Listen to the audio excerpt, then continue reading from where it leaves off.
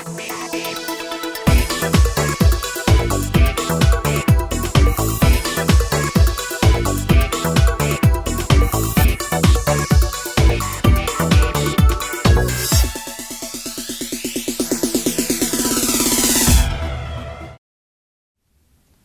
guys, it's me, Kit. So you know you need to study, but you don't feel like doing that, do you? I'm going to help you to motivate yourself to study when you don't feel like it. And most students never actually feel like studying, but you know you're going to need to do a lot of it. So before you get too far into this, pause the video and take out a sheet of paper and a pen and be ready to write a few things down when I tell you to. Go ahead and click pause. Okay, so you have your paper and pen, so let's get started. So, are you a motivated student? Going to class is part of it, but you also need to get into a regular habit of reading your textbook and studying your notes outside of class. One thing that students need to learn early on is that most learning occurs outside of the classroom.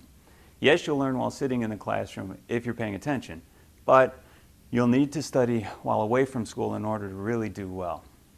Another thing that students need to consider as they move up through their education is that only performance matters. Effort is insignificant.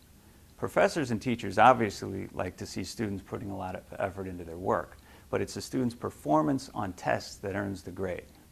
As you move up through higher grades and eventually into college, students are much less likely to get a lot of breaks, like the opportunity to turn in missed work, complete failed assignments again, or complete extra credit work. This is why it's so important to take all work very seriously. The first key to being successful is to decide that it's your responsibility to do well. You must decide that you'll become a good student. Think about it as if you're already in your career. And if you're in college working on a particular major, you really are in the beginning of your career. That's why you have to schedule study periods and view these as if you're going to work. You'd never just decide not to go to the job, right? But many of you regularly decide that you're not going to study. So you must treat studying like you would treat a job. And I'll come back to this point in a little bit. Now, students often waste time with things like social media, video games, or just hanging out with friends. I'm not going to say you can't do these things anymore, but I am recommending that you need to earn the right to do these things that you're really just doing for entertainment, that are unrelated to your level of success in the future. So let's look at some things you can do to motivate yourself to study. First, consider making lists of what you need to accomplish each day. Let's say you've got to complete 4 tasks on Saturday. You've got to wash the car, complete your math homework, do the dishes, and write an English paper. In what order will you complete these? Think about this for a second. Wash the car, complete math, do the dishes, write a paper. Think about it. I'll do this first, I'll do this second. Okay, now which one do you hate doing the most? And where did that fall in your list? You probably decided to do the most pleasant thing first and the worst thing last, right? At least realistically, that's what you're likely to do. You need to change the way you organize your life now. So here's the trick. Put tasks in the order from best to worst and then work the list backwards. Do the worst first. Otherwise, the worst thing on the list, which is likely schoolwork, gets put last and you often don't get to it or you move it to the next day. When you do the worst first, your day gets a little bit better as you complete each task. Then put something fun at the very end, like TV time, internet time, hanging out with friends, whatever. Start living your life in this way and you'll become much more productive and you won't have those things that stay on your to-do list for long periods of time. Let's look at a few other things you can do. First, I want you to set a goal for how much time you'll spend studying or doing schoolwork each day or on most days. Go ahead and write that down on your paper. That's your goal. For my examples, I'm going to just use an hour a day. So I agree that I'll do 1 hour of studying every day. Remember, you should use study-related advice discussed in one of my other videos, so you can look at that later too.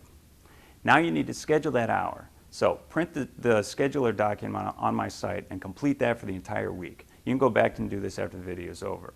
First, put in everything that you have to do, like school, work, doctor's appointments, then put in your hour of studying each day.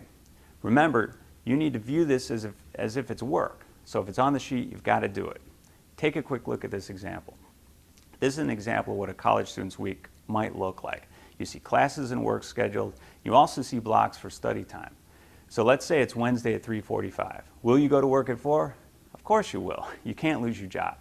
Now look at 12:45 the same day. Will you study at 1? You might not, right? If you decide not to do that, this is a big mistake. You need to schedule and view these study blocks as if these are work blocks. If it's scheduled, there's no way out of it. In fact, these study blocks may become more related to your future career than the time you're spending in your current job right now. So it really is like the beginning of your career. So you have your goal, you have it scheduled daily. Now you need to pick a reinforcement or a reward that you get each time you're successful. And it doesn't have to cost anything.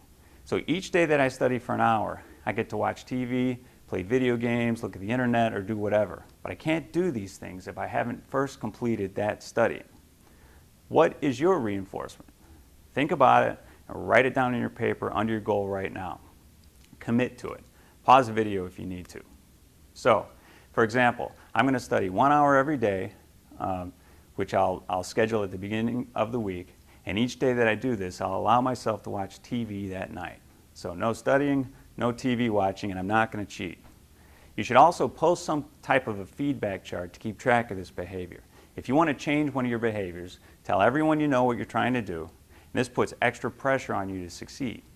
Post a chart where everyone in your home can see it, like on the refrigerator. You can start with something like this. You can see it's easy to come up with a chart like this. You can see that my goal is to study an hour each day. So at the end of each day, I just put a mark on the chart that indicates how long I studied. It may look like this at the end of the week. I may also want to come up with a weekly reward, a reinforcement.